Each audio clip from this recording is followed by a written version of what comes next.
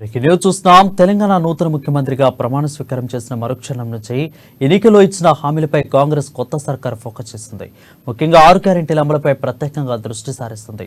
ఆ తర్వాత ఎన్నికలు ఇచ్చిన మాట ప్రకారం ప్రజా దర్బార్ నిర్వహించాలని సీఎం రేవంత్ రెడ్డి నిర్ణయించారు. ఈ క్రమంలో ఇవాల్టి నుంచి ముఖ్యమంత్రి రేవంత్ రెడ్డి ప్రజా దర్బార్ ప్రారంభం కానుంది.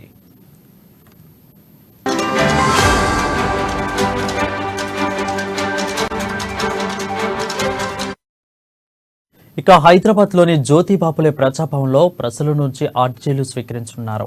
ప్రజల నుంచి నేరుగా సీఎం రేవంత్ రెడ్డి అర్జీలు స్వీకరించనున్నారు. ప్రజా దర్బార్లో డిప్యూటీ సీఎం భట్టి విక్రమార్క పాల్గొననున్నారు. నేరుగా వారి సమస్యలు విని పరిష్కారానికి కృషి చేస్తామని రేవంత్ రెడ్డి హామీ ఇచ్చారు. ఈ క్రమంలో ప్రజా దర్బార్కు అధికారులు అన్ని ఏర్పాట్లు పూర్తి చేశారు. మరోవైపు 6 గ్యారెంటీల్లో 2 అంశాలపై ఇవాళ సీఎం రేవంత్ రెడ్డి సమీక్షించనున్నారు.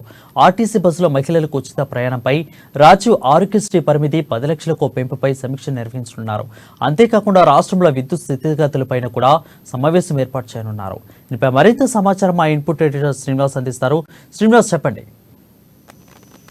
రైట్ వరుణ్, ఏదైతే ముఖ్యమంత్రిగా ప్రమాణ స్వీకారం చేసిన రేవంత్ రెడ్డి చకచక పనులను చేసుకుంటూ పోయే పనిలో అయితే ఉన్నారని కనిపిస్తుంది. ఎందుకంటే నిన్న ఏదైతే ఎల్బీ స్టేడియంలో రాష్ట్ర ముఖ్యమంత్రిగా ప్రమాణ స్వీకారం చేసిన వెనువెంటనే కూడా ఏదైతే వికలాంగురాలు ఉద్యోగం ఇప్పించడం కావచ్చు, ఆ తర్వాత వెనువెంటనే సెక్రటేరియట్ కావచ్చారు. సెక్రటేరియట్ మొత్తం చూశారు.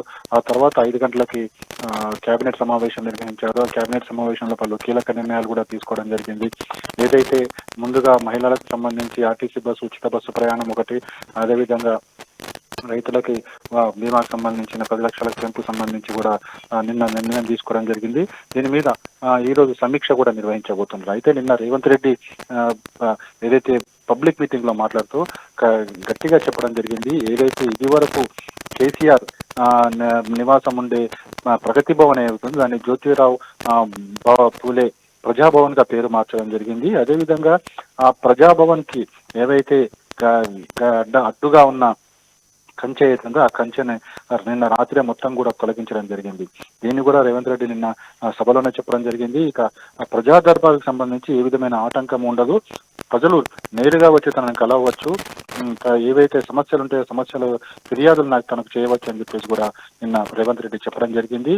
నిన్న రాత్రే మొత్తం కూడా ఏదైతే గతంలో ప్రగతి భవన్ అనే పేరైతే సీఎం కేసీఆర్ పెట్టడం జరిగిందో ఆ ప్రగతి భవన్ ముందు ఎక్కువగా ట్రాఫిక్ జామ్ అయ్యేది. సగం రోడ్ అంతా కూడా ఈ కంచెనే అడ్డుగా ఉండేది. లోనికి వెళ్ళే ఎవరు కూడా సామాన్యులు కూడా లోనికి వెళ్ళలేని పరిస్థితి ఉండేది.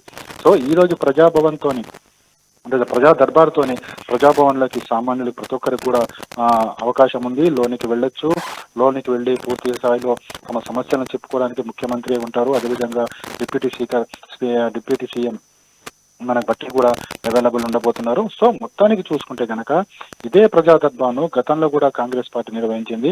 ఉమ్మడి ఆంధ్రప్రదేశ్ లో వైఎస్ రాజశేఖర రెడ్డి ముఖ్యమంత్రిగా ఉన్నప్పుడు ఇదే భవనంలో, అంటే ఇప్పుడు కేసీఆర్ కట్టిన ఏదైతే ప్రగతి భవన్ ఉందో ఆ ప్రగతి భవన్ కి పక్కలోనే అంతకు ముందు రాజశేఖర రెడ్డి కూడా సీఎం నివాసం ఏర్పాటు చేయడం జరిగింది. దాని ముందే ప్రజా దర్బార్ పేరుతోని ఒక పెద్ద హాల్ నిర్మించి అక్కడ ప్రతి పబ్లిక్ నుంచి అన్ని గ్రీవెన్సెస్, ప్రజల నుంచి వచ్చే సమస్యలన్నింటినీ కూడా తీసుకుని వ్యక్తిగతంగా వినేవారు. దాన్ని వ్యక్తిగతంగా అక్కడుండే చేసే ఉంటే అక్కడే సాల్వ్ చేసేవారు. లేదంటే అధికారులకు చెప్పి దాన్ని సమస్యను పరిష్కారం అయ్యేలా ముఖ్యమంత్రి ఆదేశాలు జారీ చేసేవారు. ఎప్పుడైతే ప్రజా దర్బార్లో ముఖ్యమంత్రి నేరుగా పాల్గొని సమస్యకు సంబంధించిన వింటారు, అదేవిధంగా దానికి సంబంధించి పరిష్కారం వెంటనే దొరుకుతుంది. సో అందుకోసమే ప్రజా దర్బార్ అనేది చాలా ప్రాచుర్యం పొందింది, ప్రాముఖ్యత కూడా ఉంది. దానికి ప్రజలు కూడా అందుకే ఎక్కువగా ఆదరించారు కూడా. అదే ప్రజా దర్బార్ను ఇప్పుడు ఏదైతే ఆ ప్రగతి భవన్ పేరు మార్చి జ్యోతిరావు పూలే ప్రజాభవన్ గా మార్చడం జరిగిందో ఆ ప్రజాభవన్ లోనే నేటి నుంచి కూడా ప్రజా దర్బార్ నిర్వహించబోతున్నారు. అయితే ఈ రోజు పెద్ద ఎత్తున జనాలు వచ్చే అవకాశం ఉంది. ఎందుకంటే దాదాపుగా 13 ఏళ్ల తర్వాత ఈ ప్రజా దర్బార్ కార్యక్రమం ఉండబోతుంది. కాబట్టి అది కూడా నేరుగా వచ్చే సమస్యలు చెప్పుకోమన్నారు. కాబట్టి పెద్ద ఎత్తున ప్రజలైతే తరలి వచ్చారు. అయితే దీన్ని రాను కంట్రోల్ చేసే అవకాశం ఉంది. ఎందుకంటే ఖచ్చితంగా చేయాలి. ఒకవేళ ప్రతి ఒక్కరూ వచ్చేస్తే కనుక అక్కడ సమస్య మళ్ళీ మొదటికే వస్తుంది. అదేవిధంగా అక్కడ సెక్యూరిటీ ప్రాబ్లం, భద్రతా వైఫల్యాలన్నీ కూడా తలెత్తే ప్రమాదం ఉంది. కాబట్టి దీని ముందుగా అయితే ఈ ప్రజా దర్బార్ను ప్రారంభిస్తారో ఆ తర్వాత మెల్లమెల్లగా దాన్ని ఒక నియంత్రణ అంటే ఒక సమయం అనేది కేటాయించడం జరుగుతుంది. ఆ సమయంలోగానే ఈ ప్రజలు రావాలి, వచ్చి వాళ్ళ తమ సమస్యలు చెప్పుకునే అవకాశాలు కల్పిస్తారు ముఖ్యమంత్రి. అంటే ఇందులో ప్రధానంగా చూడాల్సింది ముఖ్యమంత్రి నేరుగా ప్రజలతో మాట్లాడతారు, ప్రజల నుంచి అర్జీలు తీసుకుంటారు, వారికి కావాల్సిన సమస్యలు పరిష్కరిస్తారు, పరిష్కారం కాలేని సమస్యలకు మార్గం ఏంటని చెప్పేసి అధికారులకు అడిగి తెలుసుకుని తద్వారా వాళ్ళకి పరిష్కార మార్గాలు చూపుతారు. సో మొత్తానికి ప్రజా దర్బార్ అనేది చాలా ముఖ్యమైనది.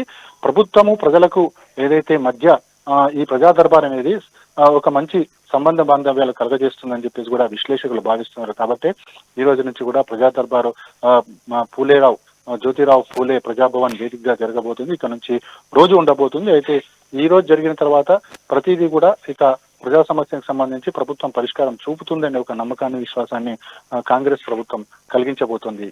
Varun. Thank you Srinivas for the clear updates.